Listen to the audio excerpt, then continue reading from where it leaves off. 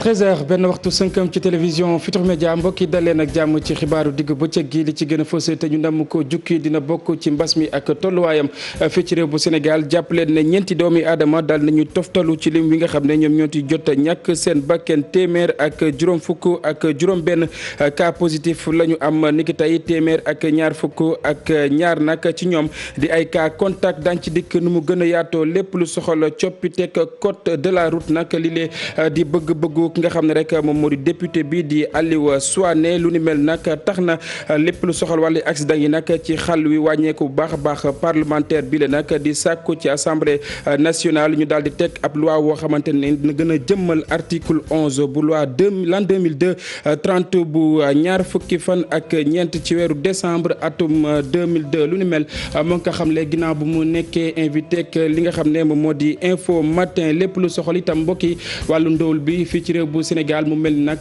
day gën a bëri li lay itam di ab taxaw seetlu boo xamante ni ñu ko def ci atum 2018 jàpp 2019 agence nationale bu statistique ak itam li nga xam ne moom moo di démographie lu ni mel buñ ko xayma toll na ci 37,8% ci yile jotaayu xibaar mbokk yi jàppale ne lépp lu soxal wàllu soble bi nag ci li nga xam ne moom moo di tabaski bi dina am ba mu doy ki xam lu ni mel di jëwriñ ji nga xam ne moom lañ dénk wàllu njënd mi ak njaay mi fii ci réew bu Sénégal li ngeen koy gisee noonu moom Aminata Assome Diatta amuloon ab doxu nemmeeku fa nga xam ne moom moo di ca commune bu Léona ngir rek xool yenn ci ay tool yoo xamante ni ñoom ñoo nekk ca zone bu Potou mbokk yi dañ ci toftali yéen kaay yi xëyee ni ki tey ji ci àjjuma ji nees kiis ma dikk ñu yaatal.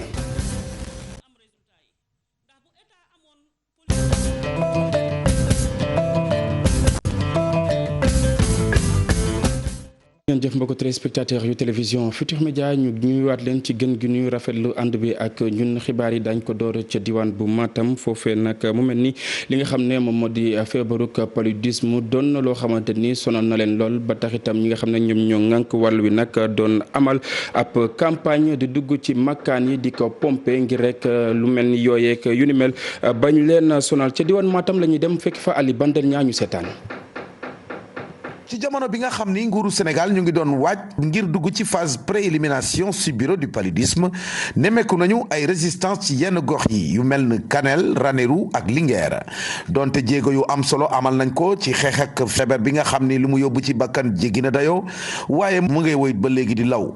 ci waxtu bi nga xamante ni du soobu nañu ci nawet gi bu baax a baax kuréel gi xeex wàllum ci bureau du PNLP lancé nañu ab campagne d'aspersion intradomiciliaire ca Ndendori. ba coronavirus bi duggee ci Sénégal ba tey dafa xaw a un peu indi ay jafe-jafe yu bari waaye terewul kii nga xam ne mooy suñu kilifa muy Abdoulaye Diouf Sarr daf ñoo digaloon ne na ngeen fexe ba lii nga xam ne mooy liggéey bi ñu war a def pour xeex sibiru bi ngeen fexe ba matale ko parce que corona bi mënut a yàq tamit ngeen liggéey bi ngeen war a liggéey. parce que ni corona bi grave noonu la sibiru bu grave ba tax na donc lépp lu ñu tënkoon ci tàmbali bi avant muy ñëw nañu fexe ba def ko. ci sens boobu nag la ñu ñëw fii ci Matam pour lancer lii nga xam ne mooy campagne d'aspersion intradomiciliaire ay produits yu ñuy pomper ci biir kër yi pour faagaagal lii nga xam ne mooy yooyu faral di indi sibiru ci biir askan bi. sibiru ci Sénégal def nañ ci ay jéego yu bëree bari ba tey jii boo xoolee li nga xam ne moo ñu desee ci xeex bi lu ci bëree bëri ci côté Kédougou la ak Tambacounda ak Kolda. waaye boo ñëwee fii ci bët gànnaaru Sénégal dafa des foo xam ne nii bu ñu góorgóorloo tuuti yàlla mën nañoo dimbale. Je pense que les populations tey adhéré nañ bu baax si lii nga xam ne mooy campagne d'aspersion bi parce que ça a été un peu difficile mais avec une bonne sensibilisation population yi on adhéré nañ ci bu baax maanaam nangu nañ ko. pour dinañ permettre ñi nga xam ni ñooy les applicateurs ñu dugg ci biir kër yi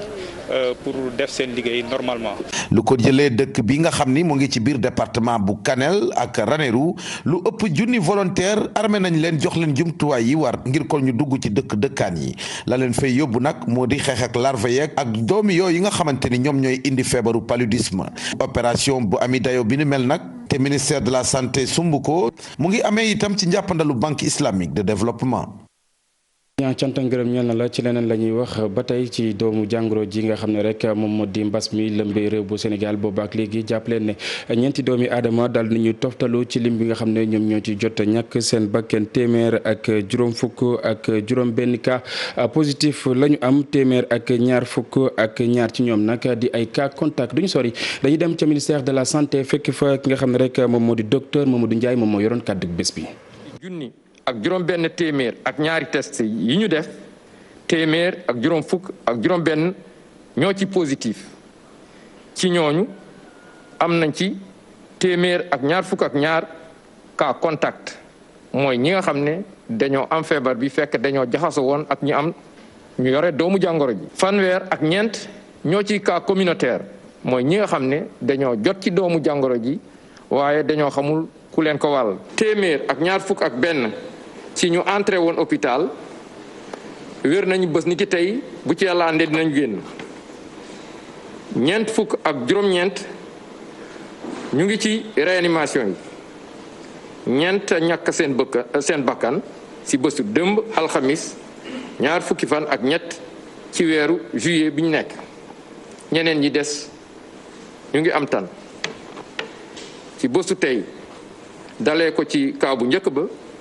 Sénégal wëññi na juróom-ñeenti junni ak ñeent téeméer ak ñaar fukk ak ñaar ci cas yi nga xam ne am nañu doomu jàngoro ji juróom benn junni ak ñaari téeméer ak juróom-ñeent fukk ak benn wér nañ si téeméer ak juróom-ñett fukk ak ñaar ñoo ci ñàkk seen bakkan mu des ñaari junni ak juróom-ñeent téeméer ak ñeent fukk ak juróom-ñett. coppiteeg li nga xam ne moom moo di code de la route lu ni mel nag di bëgg-bëggu député bi nag di Aliou Souané moom moomee nag jàpp na ne lu ni mel dina mën a tax lépp lu soxal accident yi nga xam ne dañ koy faral di nemmeeku ci xàll wi nag moom gën a wàññeeku te itam muy sàkku rek ci assemblée nationale mu daal di sëgg ci lu ni mel ñu teewlu ko ak Modou Fall. ngir xeex accident yi ñuy nemmeeku ci wàllu tali bi ay proposition moom la député bi def. bi ci gën a fës nag moo di bi nga xamante ni dafay coppi rek article 11 bi ci loi 2002-30 bu 24 décembre 2002. képp koo xam ne détruire nga équipement boo xam ne yaa xam muy glissière yaa xam muy panneau d'éclairage yaa xam muy panneau de signalisation yaa xam muy feu boo ko détruire yoon dina la teg daan lu mu néew ci ñetti weer lu mu bari ci juróomi at. aussi tamit dinañ la alamaan baa ñu amaan la 50 000 ba 1 million. bu weesoo lu nu mel mu yokk ci permis à point yi parlementaire bi ne faw ñu wax ak chauffeur si. kenn mënatu leen si circulation bi ñu taseex agent de contrôle yi mënatu ñu leen indil coono lu bari parce que agent de contrôle bi. soo defee infraction moom la muy def day jël procès verbal rek remonté ko commission boo xam ne ñoo leen féete kaw te commission boobu ñooy saytu xool ndax dañ la war a wàññil point mbaa waruñu la wàññil point te commission su fekkee dañ la wàññil point même bu la neexul sax am nga possibilité def recours. député bi gëm na nag solos proposition boobee mu teg ci table président de l'Assemblée nationale am ci yaakaar lool. jiixi jaaxa di nga am yaakaar de comme procédure bi dinañ respecter règlement intérieur parce que lettre bi mu Moustapha Niasse loolu laa ko nañu respecter règlement intérieur suñu respecter règlement intérieur waru poser benn problème su fekkee nag respecté wuñu ko loolu moom beneen affaire la. nemmeeku l'accident yi ci tali bi jaaxal adduna bi sépp loolee tax na nag ba kenn ku ne ci ñun war ci dugal yoxoom ngir kon mën a stoppé yi ni mel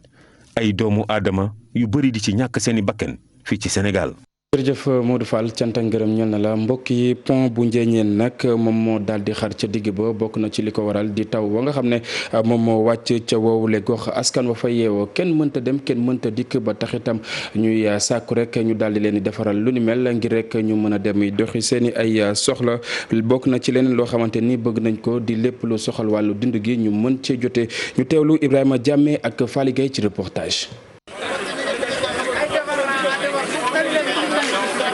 seen dëkk yi daanaka kenn mënatu fa dugg kenn mënatu fa génn askan wi féete ci commune bu Ndiédiène la seen pont bi daanu dagg yoon bi ndax ndoxu taw yi loolu nag jural njàqare bu rëy rëy lu mot juróom fukk ak juróom-ñetti dëkk moo waral ñu dajaloo ci bërëb yi pont bi daggee ngir kon yuuxu wàllu. gros porteurs yi nga xam ne dañoo war a ñëw Ndiédiène indi ñu ravitaillement ceeb ciment yëpp benn gros porteur ñëwatul boo moytuwul denrée de première nécessité dinañ ko manqué fii Ndiédiène donc lii lay war a soli dimbale leen ñu ci tàng bi bon au moins ñu defar bu baax boo xam ne oto yi dinañ mën a jàll indi ñu ravitaillement bala ñuy xiif di rey. situation bi nag tax na ba daanaka koom-koom bi doxatul ci tundu bile ndax ñi nga xamante ni ñoom ñoo di transporteurs yi gaari nañ seen woto ci gaaru Thier ba. ñun chauffeur si depuis lundi le 22 le 20 ba léegi oto yaa ngi gaare kenn mënut a yée ngi ngiro ci àll bi doon jéem a teggi ngiro tëdd ci àll bi mënuñoo dem mënuñoo génn remarque mënul ñëw ceeb a ngi bëgg a manqué ci dëkk bi diwam fi bëgg a manqué dara mënu fee dugg ñu feebar mënuñoo dem hôpital tey jii ma am na ñaari malade yu ñëw garage pour ñu évacuer leen dañoo tëb fij pont bi nag ak melokaanam dafa ñëw rek yokku ci revendication yi nga xamante ni askanu Ndiédiène yàgg nañ ko jooytu du dem ci wàllu bitumage yu yoon bi. tali la ñu laaj waaw tali la ñu bëgg moom la xale yi wax moom la chauffeur yi wax. askanu Ndiédiène nag nekk jamono jile ci njàqare du rëy a rëy ndax jàpp nañ ne ak tabaski bii di ñëw bu ñu defarulee seen pont bile ñu bëri ci seen doom yi nekk feneen te bëgg a ñëw ci fête bile dina leen jafe lool. Ibrahima Diame beneen askan woo xamante ni nag jamono yi ñu ngi jànkonteel ak ay jafe-jafe ginnaaw bàq wu tooy wi nga xam ne nag moom moo fa wàcc nekk na ci ñi nga xam ne rek ñoom ñoo féete ca département bu Linguère bokk na ci yoonu daara bi ak itam Louga kenn mënta dem kenn mënta dikk xam ngeen ko taw wi nga xam ne wàcc na fa ba tax itam askan wa ñoom itam di yëglu rek ñu daal di leen di defaral lu ni mel ñu teewlu reportage bu Mamadou Moustapha Ndiaye. taw yi ñu nemmeeku fii ci département bu Linguère indil na ay jafe-jafe ñi ci yeewoo yoon bu jóge Louga jëm daara kenn mëntu faa jaar ndax ay yàqu-yàqu. li ñu fi dajale mooy lii nga xam ne moom lañu fi fekk donc defaru yoon wi nekk na waajaay bu yàgg te lii nii nga xamante ne bi taw bi def na ko bërki démb su ko dolliwaatee dina dagg tëli bi te ni mu daggee moom moo xaw a garaaw parce que dafa rew affaire bi donc loolu nag moo tax ñu daje fi di wax autorités yi nga xamante ne bi buñ gisee lii danañ ci mën a def seen loxo. doonte ne sax commencé gun tëli bi mais nañ ko defar mu nekk en sécurité parce que waxoon nañ ne tëli entre Daara Louga xaw ma Daara Warak néew nañ budget bi génn na ba pare am na lu doxoon ci diggante bi nag muy mbas mi xëy na mbas mi jàll na mais nañ ci taxaw. Moussa Souare di yeewoo ci dëkk bu naan ci la moom nag nee na pax mi buñ ko fattut dana indil ay jafe-jafe ña yeewoo ci dëkk boobee ndax bés bu ne dañuy baagante ñaari dëkk yi ngir faj seeni soxla. gis nga fii li fi ne danger bi. ñu ngi ñaan ñu bëgg daal vraiment les autorités dimbali ñu pour suñu lii ñu jëm see indi saafara ndax dafa am ay danger ñun ndax ñun suñu mbokk ñu ngi ay saret guddi di fi jaar ak dem day ñëw surtout man mi xam man oto laa yore guddi dina fi jaar dem ak dem daara ma bëggoon daal vraiment ñu dimbali ñu si xool ñu lii na nga sax si ngi mel wóoru quoi dafa dem ba dugg suuf. te léegi koo xamul mën na fi jaar camion mën na jaar wala particulier mën na am. chauffeur yi nga xam ne ni ñoo nekk ci gaaru Thier bu Daara ñoom nag profité nañ ci ndaje moomu di ñaan nguur gi ñu jàppale leen defaral leen yoon wi nga xam ne ni moo jóge Louga jëm si Daara te muy yoon woo xam ne ni yàgg nañ koo joytu. parce que nekkatul tëli nekkatul piste ay kàmb la vraiment loolu ñu ngi attiré président mu taxaw ci. jàppale ñu ci jàppale askan wi aussi parce que télé bi diiran bi ñu ko defaree ak léegi mosuñu ko defaraat daax rek lañ koy def en tout cas ñi ngi leen di ñaan ñu fekk si ñu ci lii defar ko pour sécuriser nit ñi. jërëjëf Mamadou Moustapha mbokk yi ñu wax ci leneen loo xamante ni maa ngi leen ko doon junj bi ñuy door yi la jotaayu xibaar bokk na ci ndóol li nga xam ne moom moo sonal lool réew bu Sénégal ginnaaw ab taxaw seetlu bu ñu amal ci atum 2018 jàpp atum 2019 di agence nationale bu statistique ak itam démographie lu ni mel ginnaaw itam bu ñu ko defee dina mën a tax ñu xool ana fan rek la ñuy joyanti ngir lu ni mel nag ñu mën koo saafara ndax jàpp leen ne askan woowee nag bu ñu ko nattee daal nay toll ci lu tolloog 37,8% ñu teewlu tënk li nga xam ne Ibou Diouf def na ko. enquête bi nga xamante ne rek waa ANSD fësal nañ ko tey saa su nekk ñuy xayma tolluwaayu réew mi ci pàcc yu bëri am na beneen buy fësal rek wàllu ndool bi fii ci réew mi ñu ne nag téeméer yoo jël fanweer yi ak juróom-ñaar ak yu toftal ñoo ngi ca biir loolu nag tax ñu ne nag faw ñu saytuwaat lépp lu aju ci wàllu politique de développement fii ci réew mi ci loolee nag liñ ci mën a jàpp mooy résultat yooyu nga xamante ne jot nañ ko amal atum 2018 2019 jàpp 2020 am na lu bëri loo xamante ne rek fësal na ko ci taxawaay bi nga xam ne Sénégal am na ko ci ay pàcc yu bëri. bu ñu jëlee nag tolluwaayu askan wi ak xayma yi ñu fas yéene amal ci atum 2020 nee nañ réew Sénégal dina am lu toll ci 10 millions ak juróom-benn yu toftal juróom-ñaar fukki junni nit ak lu tegal boo jëlee soxna yi nag dinañ am juróom-ñetti millions ak ñetti téeméer ak juróom-ñeent fukk ak benn ak lu tegal boo jëlee góor ñi nag ñu ngi leen di xayma ci juróom-ñetti millions ak ñetti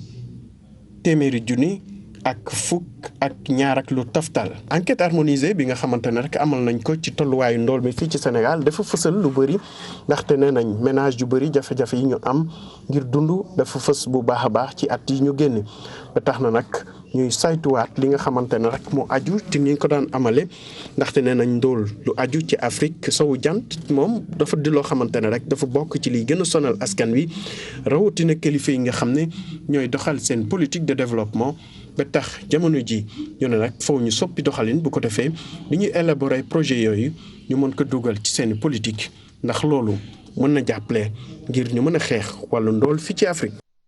Ibou Diouf fii ci réew bu Sénégal la ñenn ñoo xamante ni bëgg nañ xeex li nga xam ne moom moo di ndóol mi di sàkku rek ci gouvernement bi mu daal leen di dimbalee ay jumtuwaay ngir rek ñu gën a mën a bay ci li nga xam ne moom moo di tool yi nag ñu dem ca diwaan bu Kaffrine foofee nag mu mel ni soxna ya nga xam ne nag ñoom ñoo fay nekk tey bay seen waar ci wàllu woowee nag gàncax ga ma ngay tàmbalee génn naka noonu itam lépp lu soxal furaatuma nag ñu ngi koy amal ci mbayum gerte ba ak itam li nga xam ne moom moo di dugub bi ñu teelu reportage bu Amar Ndiaye ak Boubacar Fall bopp. fi mu toll nii bàq bi tooy na xepp fi ci diwaanu Ndoukoumane mu gën a fëse nag ci bët saalamu réew mi balu xeetoo gerte gi sax tàmbalee am xob ñenn ñi tàmbalee wooli dugub. soo bayee ba àgg ci sëq-sëq bi danga koy wàññi ndax bu dugub di sériante dugub dina mën a baax. léegi buñ bayee ba tool bi daj. buñ demee ba ca kanam dañuy delluwaat ñoo bayaat ko waaw. li ngeen def ci loxo ngeen koy defee. waaw loxo lañ koy defee. buñ tollee ci wolli dugub ak mbayum gerte kenn ku ci nekk sax da ngay jiital fala benn ba ci ñaar sëgg wutali diggaloo ba dem ba sax mu toll ci juróom-benn waxtu yooyu sëgg wala sax mu ëpp ko mu di liggéey boo xam ne faw mu ànd ak njàmbarte. ah yomb na yombut ndax dañuy bay ba ñàkk tooy xepp waaw naka la biteel ba midi man ñu wàcc. moom boo amee matt moom amul problème moom soo wàccee midi rek soo demee balaa ñu waaw ñu def dara balaa ñu añ pare añ nga pare añ. waaw xale yi ñu ngi leen toppatoo bu baax. waaw ndax amul kenn koy teg ci suuf da nga ne boot boo sonnee bu jooyee wàcc nàmpal. liggéey boobu moo waral ñu war a gën a mën a dooleel mbay mi ci ay xarale yu yees. bokk na ci li nga xam ne moom lay secrétaire général bu des paysans du bassin arachidier Cheikh Tidiane Cissé di sàkku ci nguur gi. mécanisation bi dafa nekkul am solo te état bi defoon ko programme bu mag a mag a mag joxe ay tracteur ci àll bi joxe ay machines yoo xam ne tey jii li nga xam ne fukki fas ko doon ji benn waxtu la koy ji mbala ci benn waxtu ak genn wàll je pense que ne loolu mooy développement agriculture parce que agriculture bi fi mu nekk nii dañu war a tendre à mel ni Europe. lu mu gàtt war naa ji fukki hectare ak juróom mala jëm kaw boo gisee fas fi mu nekk nii mënul a ji sax juróomi hectare. baykatu Ndoukoumane yi nag jamono ji xel mënees naa dal ndax gàncax gi tàmbali naa génn gerte gi xob yaa ngi tooy sunu si daanaka wal nañ ko ba noppi ba sax jur gi jamono ji am nañu lu ñuy faraatu ci mbooy gi.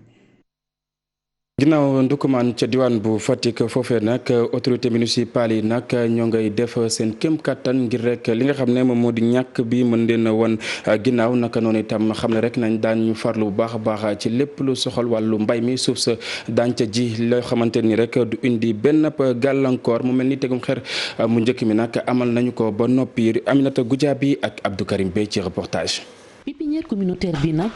nee ñu ci lu tolloo ko juróomi hectare lañ ko fas yéenee def mairie bu commune bu Ndiop nag liñ ci namm mooy fexe ba doole li nga xam ni moom moo di mbay moo xam ni du am yenn produit yoo xam ni mën naa yàq suuf si loolee nag ñoom liñ ci bëgg mooy xeex pauvreté ci commune boobule. wante nag suñu pépinière boobu day spécialisé wu ci production plante forestière yooyu ñaareel bi day nekk aussi un centre de formation à l'agroécologie maanaam naka la ñuy béyee te duñu utiliser engrais chimique dina def aussi apiculture jigéen yi dinañ fa def maraîchage donc centre bu am solo la. mairie bu Diop itam ne dañoo fas yéene naatalaat commune boobule ndaxte li ñu gis mooy dafa am ay garab yu bëri yu fa nekkoon te léegi dafa réer. dañoo jàpp ne am na garab yu bëri yu ñu amaloon njëriñ yu mel ni dimb yu mel ni béer yu mel ni ditax yu mel ni dànk ya nga xamante ne amatul jàpp nañ ne garab yi fi jóge te amaloon population bi solo moo tax suñu suuf si dee dañoo dem nag tànn garab yooyu ba xam leen dem wuti seen i jiw def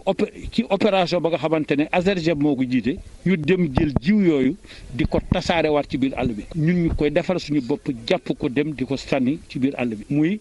opération 100 millions de graines pour la terre. fexe itam ba réew mi naataat loolu mooy mbébétu agence sénégalaise de la reforestation et de la grande muraille verte ñoom nag ñu ni loolu pour mu am faaw rek ñi nga xam ni ñoom ñoo jiite gox yeeg goxaat yi dugal ci seen loxo. ba pare dañuy defar ay garab yi nga xam ni nit ci dañ ko soxla muy garabu avocat muy garabu corossol sapoti mango tarkase limon donc lu ñu bëgg mooy maire yi ubbil ñu bunt yi parce que bëgg nañ dem fët bëgg nañu am ay convention ak maire yëpp pour ñu délibérer ñu ay surface pour ñun ñu mën fa def ay pépinière. mairie bu Ndiop nag ay at a ngi nii dafa ràññeeku loolu ci li nga xam ni moo di agroécologie maanaam mbay moo xam ni du am produit yu yàqu suuf si moo tax sax ba FAO jotoon na leen a jox benn neexal.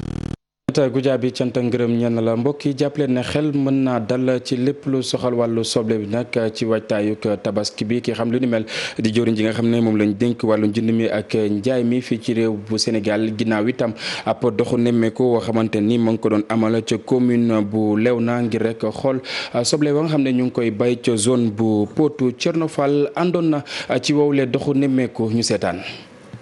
jëwriñ ji ñu dénk wàllu njënd ak njaay amaloon ab tukkim nemmeeku fii ci diwaanu Potou moom nag ginnaaw visitam bi nga xamee ni si amaloon na ko ci toolu soble yi daal dinay rafetlu bu baax liggéey bu am solo bi nga xamee ni rek baykatu soble yi amal nañ ko fii ci diwaan gi. di kontaan nag bu baax a baax taxawaayu producteurs yi ndax seen taxawaay ak gëm-gëm gi ngeen am pas-pas bi ngeen am moo tax tey jii ñu am résultat yi ndax bu état amoon politique bi te yéen nekkul lu leen ñor. kon lu ñu am résultat yi donc di rafetlu loolu. jëwriñ ji bokk na ci li ko taxoon a jóg nemmeeku si tolluwaayu production soble bi fii ci diwaanu Potou waaye itam ñaax ci baykat yi ñu gën a sàmmonteeg prix yi nga xamee ni si moom la ñu dogal. di wax ni nag comme ñu ngi dem ci tabaski bi dañu war a fexe ba prix yi bañ a yéeg di wax ni ci parc bi waruñoo dépasser lu mel ni 325 francs le kilo ci au niveau grossiste 360 comme ça consommateur bi mun coo jot 400 francs. bu dee ci région yi ñu mën a bañ a dépasser li nga xamante ne mooy 500 francs au consommateur. leneen lu nga xamee ni si àdduna ci nag mooy jafe-jafe yi nga xamee ni moom la baykat yi di jànkoonteel ci seen liggéey rawatina nag lii di ñàkkum magasin de stockage. xam nañu jafe-jafe yi ngeen wax ndax soulever ngeen ko fi te jafe-jafe yooyu xëy na moo tax ba mënuñu couvrir 12 mois sur 12 ñuy dem ba ci ay 9 mois donc effectivement ni ngeen soxlaa ñu saafaral ko. noonu la gouvernement soxlaa ñu saafara ko donc di wax ni engagement président de la république la engagement suñu service yi dinañ ko topp incha allah. production soble bi nga xamee ni si moo des fii ci diwaanu Potou nag baykat yi ñu ngi ko xayma ci lu tolloog 90 000 tonnes ci wàllu woowu nag Aminata Assog Diatta di dalal seen xel di xamle ni Sénégal du mës a jëgaani li fekk soble mbay maa ngi mën a satisfaire besoins sénégalais yi. Thierno keneen koo xamante ni mi ngi dalal xelu askan wu Sénégal bu baax a baax di jëwriñ ji nga xam ne moom lañ dénk wàllu càmm gi moom Samba Ndiobène Ka di xam ne rek ne xar dina am ba mu doy ndax li nga xam ne moom lañ fi dugal atum ren wote nag la nga xam ne moom lañ fi dugaloon daaw mu mel lu ren di nag moom moo ëpp bu baax a baax ni ki démb mi ngi doon amal rek ab doxu nemmeeku ci daral yi nga xam ne rek ñoom ñoo nekk fii ci réew mi dañ koy teewlu Abi Faye ak Modou Diop ñoo àndoon ak moom teewlu ay kàddoom. xar bu fi ñëw bu ci kenn teg frais bu ci kenn teg taxe bu ci kenn def lenn luy sonal consommateur sénégalais kenn ku ne xam na ni daral bu am solo la fii ci biir réew mi sant yàlla liñ fi fekk macha allah mais aussi au niveau région li nga xam ne xayma nañ ko fii à J-8 tey ci tey démb données yi nga xam ne am nañ ko J-8 ñu ngi toll ci 151 000 têtes. daaw même période ñu ngi tolloon ci luy tolloo 95 000 têtes loolu soo defee différence bi yaa ngi toll ci ay 55 000 56 000 têtes mooy ay xar yu toll noonu kon loolu mënuñu am lu dul njort bu baax di ñaan yàlla tendance boobu am mu continuer di gën a law ba ñu toll à J-2 wala pourquoi pas même veillu tabaski fekk xar yaa ngi continuer di ñëw loolu noonu day nekk intérêt réew mi intérêt consommateurs yi intérêt ñëpp. mbokk yi ginnaaw réew bu Sénégal ñu utali fa nga xam ne rek moom moo di ca Gambie foofee nag solo masque bi nag daal nañ ko fay yoonal ci barab yi nga xam ne ay doomi aadama dañu fay daje foofee itam mu mel ni mbas ma nga seen kaw lu tolloog nag 24 ci ay doomi aadama ñoom ñoo ko fa amee niki démb juróomi doomi aadama daal nañ ci ñàkk seen bakken téeméer ak benn ci aji tawat nag jamono yi ñu nga ca kër docteur ya fa nekk ñuy saytu bu baax a baax li nga xam ne moom moo di seen wàllu wér-gu-yaram ñu teewlu reportage bu Wuri Diallo ak itam Mansour Niang. ñu bëri d'accord nañ ci ndogal bi nguur gi jël solu masque doon obligatoire ci bépp bërëb public naam ndogal bi am na solo waaye ba tey am nañu gëm ni nguur gi dafa rek xaw a lajji tuuti ndaxte décision bi booy xool dafa rek nu rek li nga xamante ni dafa yéex a ñëw. ma foog ne lu important la lu am njëriñ la dina am solo trop pour ñu mën a contrôle virus bi pour ñu mën a lini pour yu bàyyi using face mask waaye soo ko xoolee Gambia bu virus bi ñëwee ñu ngi doon use yi doon def other preventive measures yeneen yoo xam ne daf ñoo aar like ñu ne ñu raxas suñu loxo like ñu ne ñu buñ jégalante boppa waaye léegi ñu ngi gis ne léegi ñu ngi advice ne use face mask because den gis ne daal face mask moo nekk daal di only yoon boo xam ne dinañ mën a contrôle virus bi. de sol max bi nii luñ si wax tamit am na solo torop cause fu mu nekk nii feebar bi mu ngi gën a yokku ba pare xam nga nit ñi ñu ngi gën a contract ba pare Gambians si they don't believe in this loolu moo nekk problème bi gars yi dañ war a sol max yi pour nga xam ne dinañ mën a toppatoo suñ boppa toppatoo suñ wér-gu-yaram parce que at the end of the day ñun la nekkul pour government bi nekkul pour kenn balaa feebar bi de la contact nga sol max moo gën prevention is better than cure lañ dee wax. waaw décision bi baax na donte sax xaw na nu rok lu yéex a ñëw waaye nag pour nit ki sol masque fokk rek d'abord mu am ko njëgu yi nag mën nañu toll wala sax weesu li nga xamante ni mooy $50 maanaam environ téeméer ci xaalisu franc CFA ba tax am ñu nga xamante ni ñu ngi woo nguur gi mu gën a taxawu askan bi. di wax dëgg la lu am la waaye dafa sot dañ ko waroon a beginning since long time lañ ko war a organise doo ñëw ba si last date nga forcé doomi adama ñëpp amuñ ba pare ñëpp amuñ ñeneen ñam fa dañ am ñeneen dañ ñàkk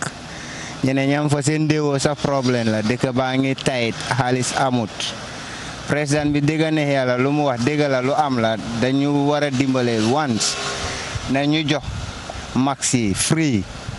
su ko defee ñi ñi mun koo déggu waaye duñ ko bëggee yóbbuwee force doomi adama bi dégg la war nañu force waaye su nit ki amu tamit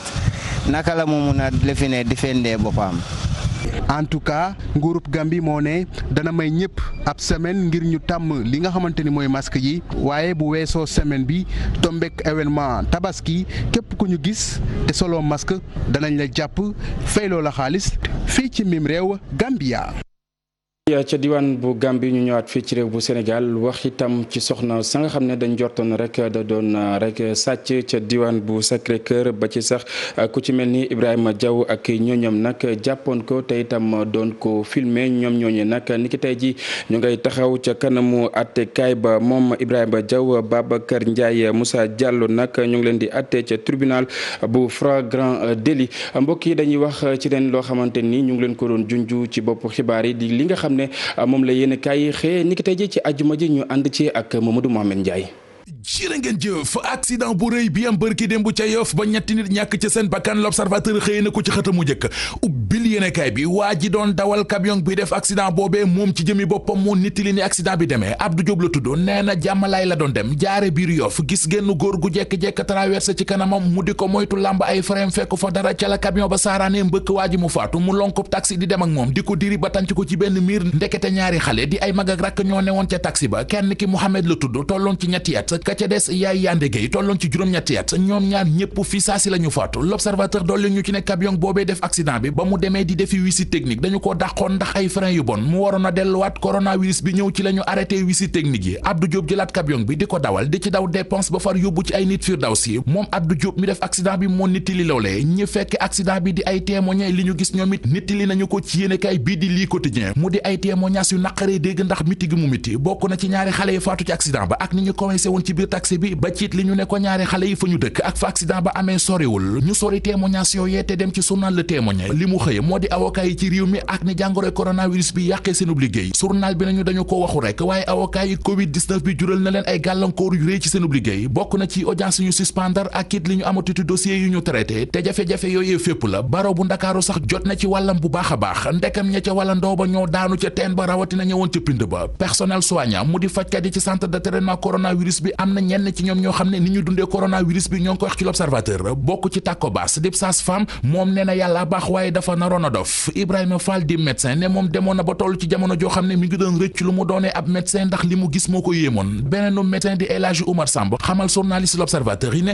tolloon na ay guddi yoo xam ne da doon jooy ni xale ñoom fajkat yi réew mi ministre bi lañ jaboote di Abdoulaye Diouf Sarr journaliste ko nee nañu ARMP di autorité de régulation des marchés publics te waat na loxom ci beneen marché bu tolloon ci ñeenti téeméeri millions mu di marché bu jëmoon ci ay vaccin yu waroon a baaxi ministère de l'élevage Fermone la joxoon marché ba xañ ko Soprodel ci lu mu tegul fenn ARMP nemmeeku ci ay rëq-rëq tax mu kase marché ba réew mi di Sénégal bari na ay faqir li koy firndeel mi ngi ci Vox Populi agence nationale statistique démographique di ANSD moo defub enquête ci tolluwaayu ndóol gi ci réew mi enquête bi ñoo ngi ko def ci diggante 2018 jàpp 2019 li gëstu bi génnee moo di téeméeri nit yoo jël ci Sénégal fanweer yaak juróom-ñaar yu tegas lëf di 37,8% ay faqir lañu ak ñàkk ngi leen di bëgg a rey Pascal Louis Arban ñetti weeri kaso ngi koy yot lan moo xew sursoi nañu moom waa ji di Pascal dafa am jabar bëggoon lu neex jabar ji tax mu invité woon ko dîner ci benn restaurant bu nekk ci dëkk bi Pascal ak jabaram Elisabeth def nañu 14 ans de mariage maanaam fukki at ak ñeent ñoo ngi sëy yéenekaay bi nañu ci digg dîner ba fa la ko jabar ji waxee ne dafa am far maanaam am na beneen waay bu dee ci xolam Pascal mer di tëbëka dal ba ne dafay dem ci réseaux sociaux yi siiwal fa njaalaw gi jabar ji nekkee l'observateur nañu li Pascal def looloo ci gën a sedd ndax bi ko jabar ji waxee ne dafa am far bay sàkku mu may ko baatam fase ko Pascal fitalu karabine la ko génneel